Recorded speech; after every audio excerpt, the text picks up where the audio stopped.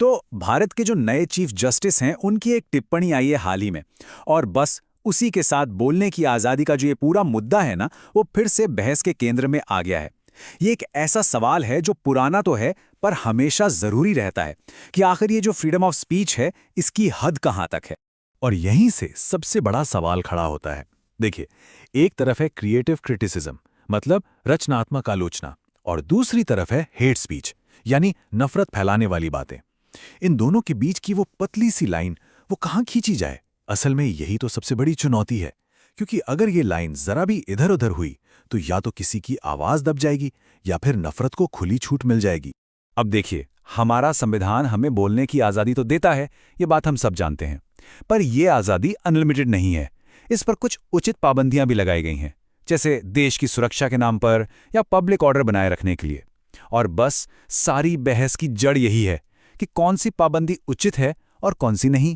तो इस पूरी बहस को ना ठीक से समझने के लिए हमें फ्रीडम ऑफ स्पीच के दो अलग-अलग चेहरों को देखना होगा। एक वो चेहरा है जो हमारे लोकतंत्र को, हमारी डेमोक्रेसी को और मजबूत बनाता है, और दूसरा वो जो इसे कमजोर करने में लगा है। तो पहले बात करते हैं पहले चेहरे की। इसमें आते हैं हमारे artist, cartoonist, stand up comedian. ये लोग क्या करते हैं? ये अपने ह्यूमर से, अपने सटायर से सत्ता में बैठे लोगों से सवाल पूछते हैं, उन्हें उनकी जिम्मेदारियों का एहसास कराते हैं। और सच कहें तो यही तो एक हेल्दी डेमोक्रेसी की पहचान है। तो यहाँ सवाल ये उठता है कि क्या इस तरह के क्रिटिसिज्म को, इस तरह की आलोचना को खतरा मान लिया जाए?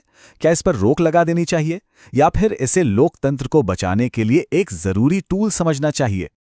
अच्छा, ये तो हुई एक बात। अब देखते हैं सिक्के का दूसरा पहलू, और ये पहलू काफी डरावना है।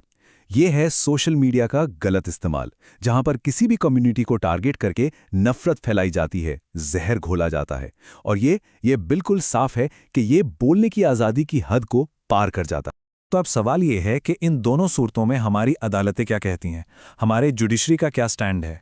खैर, अच्छी बात यह है कि सुप्रीम कोर्ट ने इस मुद्दे पर पहले भी काफ़ी कुछ कहा है और एक तरह से रास्ता दिखाने की कोशिश भी की है। सुप्रीम कोर्ट ने ना नेताओं को एक बड़ी सीधी सी सलाह दी है। कोर्ट ने कहा है लीडर्स को थिक स्किन्ड होना चाहिए, मतलब मोटी चमड़ी वाला। इसका मतलब क्या हुआ? साफ है कि जो लोग पब्लिक लाइफ में हैं, उन्हें आलोचना सहने की आदत डाल लेनी चाहिए।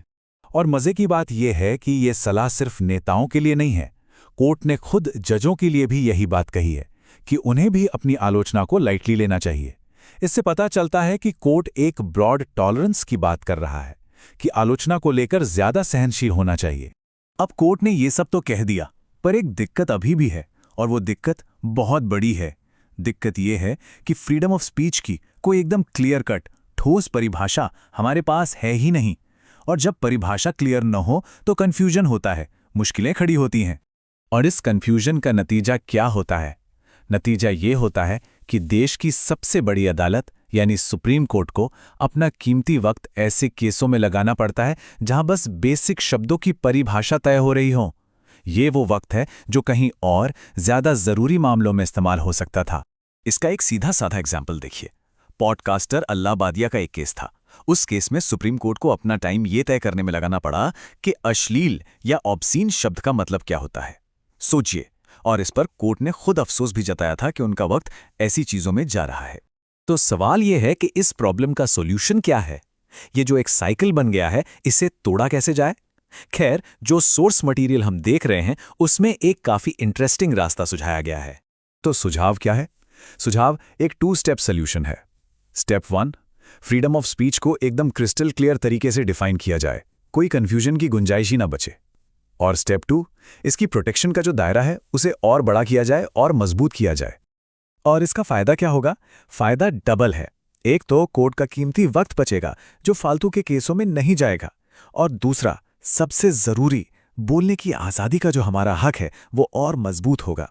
हर कोई अपनी बात रखने में और ज्यादा सेफ महसूस करेगा। तो घूम फिरकर बात एक ही जगह आ जाती है, आजादी और जिम्मेदारी, फ्रीडम और रिस्पॉन्सिबिलिटी। इन दोनों के बीच वो सही बैलेंस कहाँ है? यही वो सवाल है जिस पर हम सबको मिलकर सोचने की जरूरत है।